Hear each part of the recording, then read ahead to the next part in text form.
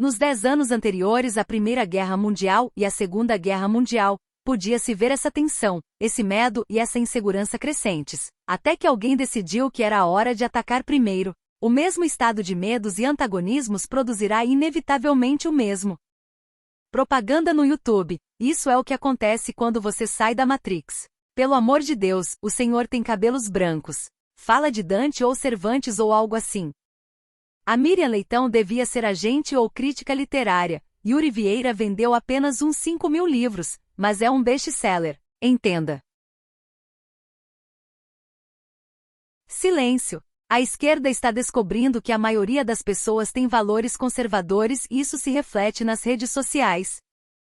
Você sabia que Thorin Escudo de Carvalho é mais velho que Balin nos livros? O Rei sob a Montanha nasceu no ano 2746 da Terceira Era, Balin só veio a nascer 17 anos depois, em 2763.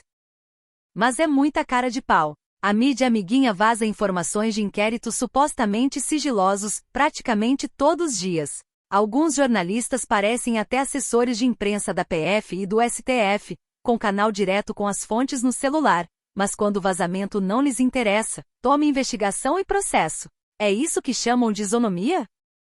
Grande ideia! Criar um SUS para a segurança pública. Centralizar o sistema é a solução, na cabeça oca do ministro. Em pouco tempo teríamos 27 baías, mas o poder dos maganos seria imenso.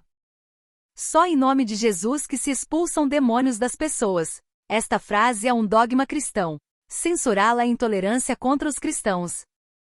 A Argentina. O Itamaraty solicitou a prisão internacional do ministro do Interior iraniano, Ahmad Ahmed Vaidi, por sua responsabilidade no atentado em Buenos Aires, contra o prédio da Associação Mútua Israelita Argentina, AMIA, em 1994, no qual morreram 85 pessoas e mais de 300 feridos. Esta ação ajuda os esforços da comunidade internacional para declarar o regime da República Islâmica do Irão uma organização terrorista. Algo me diz que os duguinistas de carteirinha não vão reclamar do Nunes. Olha o Aldo de chapéu lá no cantinho. Estados Unidos investigam a censura e a interferência no processo eleitoral no Brasil, afetando empresa americana, absurda violação à soberania nacional. 2. Lula quer um governo global de esquerda para combater a extrema-direita, perfeita defesa da democracia. Só mesmo o decréscimo contínuo do QI médio da população, aliado à alienação produzida pela mídia pelega, para aceitar esse tipo de excremento retórico. É bastante típico de regimes ditatoriais que jornalistas sejam perseguidos por divulgarem informações secretas e verdadeiras que são inconvenientes aos donos do poder. Não raro, se usa uma roupagem de atuação subversiva ou atentatória ao Estado para criminalizar o exercício profissional e assim censurar a informação. Nesse processo persecutório, no qual as instituições de Estado são instrumentalizadas a favor dos tiranos, é também muito comum que se ignore dezenas de outros casos em que informações sigilosas, mas favoráveis ao regime, foram vazadas para os veículos da imprensa amiga, e por eles amplamente divulgadas. Nestes casos, terá sido sempre o puro exercício do jornalismo investigativo com suas exclusivas e furos de reportagem. Mas isso, claro, só nos regimes ditatoriais. Os desdobramentos dos X-Files vêm assumindo proporções internacionais cada vez maiores. Um dos jogadores segue dobrando as apostas, numa atitude que apenas pode representar muita confiança estratégica ou enorme desespero. No entanto, num ou noutro caso, continua sendo imprescindível entender que não há solução imediata. Mesmo que se convencendo da anomalia democrática em curso no Brasil, o que já parece bastante claro, os Estados Unidos não vão intervir por aqui. Isso só existe em análises apaixonadas e descoladas da realidade. As reações efetivas, como venho insistindo, só têm espaço no campo das sanções diplomáticas e comerciais.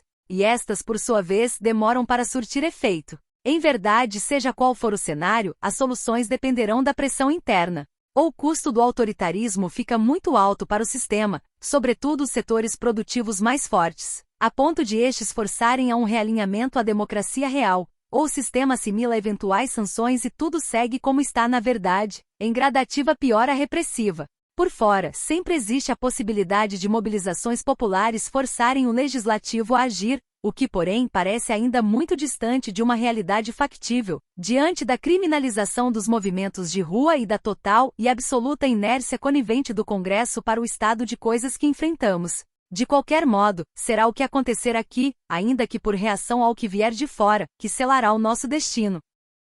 Mais um caso de um cachorro morto por erro de uma companhia aérea, um lindo Golden Retriever, que dessa vez o enviou para outra cidade. Sinceramente não entendo como isso acontece ainda. Esse tipo de problema deveria ser muito fácil de resolver com uma simples consultoria. Muito fácil mesmo. Já realizei e participei de projetos extremamente mais complexos que esse e que trouxeram ganhos enormes para as empresas clientes. E o pior é que cada indenização dessas é muito mais cara do que pagar um projeto para resolver isso. Não sei por que as CIAs aéreas não colocam uma prioridade maior nisso. É triste ver bichinhos morrendo por descuido dos operadores. Eu pessoalmente nunca despachei meus cachorros por causa de notícias assim. Vou elencar 10 pautas sociais e econômicas. Na sua opinião, qual deveria ser a ordem de prioridade entre elas? 1. Liberdade de expressão. 2. Segurança pública. 3. Saneamento. 4. Reforma administrativa. 5. Reforma da Previdência. 6. Reforma tributária. 7. Controle de armas favor, contra. 8. Saúde. 9. Meio ambiente. 10. Aborto favor, contra.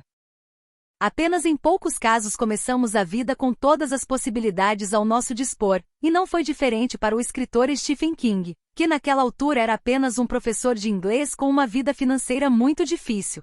Era casado, tinha filhos e morava em um simples trailer. Viviam com o mínimo do mínimo, sem uma real perspectiva de mudança a curto e médio prazo, e ele dedicava-se no tempo livre a escrever suas histórias que nunca ninguém lia, que ficavam restritas apenas ao seu conhecimento. Publicar alguma delas? Nunca pensou que seria possível. E foi nesse quadro que ele escreve o esboço do que seria a história de Carrie, a estranha, mas por muitas vezes sermos críticos demais ao que fazemos, ele joga fora todo aquele trabalho. Afinal de contas, deve ter pensado ele, nunca ninguém lerá mesmo. E foi nisso que a sua vida começa a mudar, pois sua esposa fica curiosa para ler aqueles esboços e os retiram do lixo. Ela vê todo o potencial que aquela história poderia ter. Logo convence a continuar escrevendo a história que depois de pronta e apresentada para um editor, lhe valeriam $2,500 de adiantamento.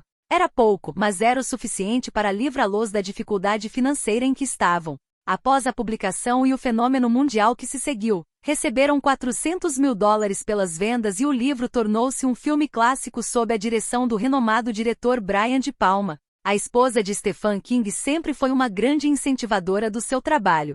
Não teríamos o livro Cemitério Maldito se mais uma vez ela não o tivesse incentivado, pois ele achava que o livro estava pesado demais, com uma história que ninguém gostaria de ler, mas sua esposa teve a visão de que aquele seria um dos seus maiores trabalhos e de fato foi. Veja, todo o gênio literário do Stephen King não seria conhecido se não fosse sua esposa o orientando e incentivando o que ele poderia fazer. E essa é a função da esposa que Deus determinou ser uma real auxiliadora. É a esposa que está capacitada a reconhecer nossas potencialidades e ajudar a serem realizadas. Em muitos momentos de dificuldade eu olho para minha esposa e ela sempre retribui com uma palavra de incentivo sem que eu precise dizer nada. Ela sabe as horas de intervir. Vejo muitos rapazes que são diamantes brutos, rapazes com capacidade que precisam de um empurrão para desabrocharem e tornarem-se grandes. Mas isso acaba não ocorrendo porque não são casados. O peso da palavra da esposa é muito maior do que o peso da palavra de um amigo, mestre ou instrutor, e apenas quando você vive isso que percebe. Por mais que um amigo diga, você tem capacidade para fazer tal coisa, nunca alcançará a importância da fala da mulher. Mas claro, apenas casados entendem isso, e por isso te digo, você precisa de uma esposa para alcançar o ápice da sua vida. O advogado-geral da União Jorge Messias acionou @Schellenberger no STF por revelar trechos de decisões judiciais secretas e minar o Estado democrático de direito. Há mais escândalo na denúncia do que na existência de inquéritos sigilosos infinitos com diversas ilegalidades. A peça inicial do advogado-geral da União beira ao surrealismo kafkaniano. O crime descrito, resumidamente, parece ser o de exercer livremente o jornalismo e expor fatos que desagradam o regime. Como já dito, o esquartejamento do ordenamento jurídico brasileiro foi a nossa maior desgraça contemporânea. E por enquanto não há sinais de restabelecimento da ordem. A lambança jurídica só aumenta. Os burocratas brasileiros, no que diz respeito à regulamentação das redes sociais, quer dizer, censura, querem exatamente as regulamentações das potências democráticas, de Cuba, Venezuela e Nicarágua. Notem que o vocabulário e a justificativa são idênticos. O objetivo é meter depressa na cadeia quem desobedece ou critica o regime. Infelizmente, o Brasil traça igual caminho.